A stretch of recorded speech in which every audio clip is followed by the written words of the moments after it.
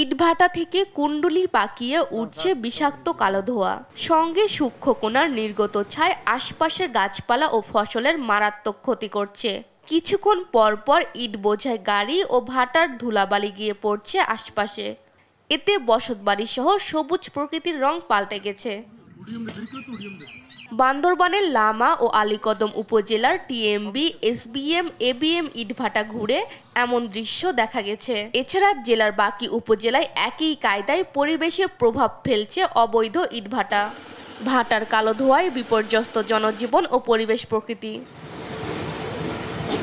রাজনৈতিক নেতাদের ছত্রছায়ায় এসব ইটভাটার মালিকরা যেমন দেশের আইন ও নিয়ম নীতিকে বুড়ো আঙ্গুল দেখাচ্ছে, তেমনিভাবে বনের কাঠ পাহাড় কেটে কার্যক্রম চালাচ্ছে। লাকড়ি দিয়ে ইট পোড়ানো হয়, মাটি পাহাড়ের মাটি ভালো, তাই মাটি এগুলো ঠিক আছে, এগুলো ইট ভালো হয়। লাকড়ি দিয়ে ইট পোড়ানোর কারণে ইটগুলো খুব ভালো উন্নত মানের হয়। প্রথমে 30 মন লাগে, এরপরে লাস্টে দিয়ে প্রায় 10 মনের মতো লাগে। পাহাড় থেকে যে এগুলো আগে কাটছিল, কাটে এখন করছে আর কি করে, এখন মিল চালাইতেছে আর এখন জমিন থেকে কাটতেছে। তবে সংশ্লিষ্টরা বলছেন, সরকারের নির্দেশনায় অবৈধ ইটভাটার বিরুদ্ধে জিরো টলারেন্স নীতি চলছে। নিয়মিত অভিযানও চালাচ্ছেন তারা।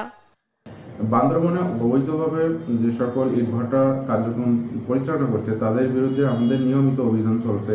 আপনারা জানেন ইতিমধ্যে আমরা নাগখানছড়ি, লামাতে অনেকগুলো অভিযান চলছে এবং যারা এই ধরনের কার্যক্রম চলবে তাদের বিরুদ্ধে আমাদের জিরো টলারেন্স নীতি গ্রহণ করছি।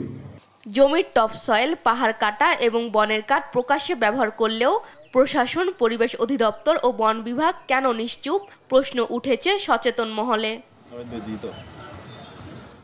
নিউজ ডেস্ক, দেশ টিভি।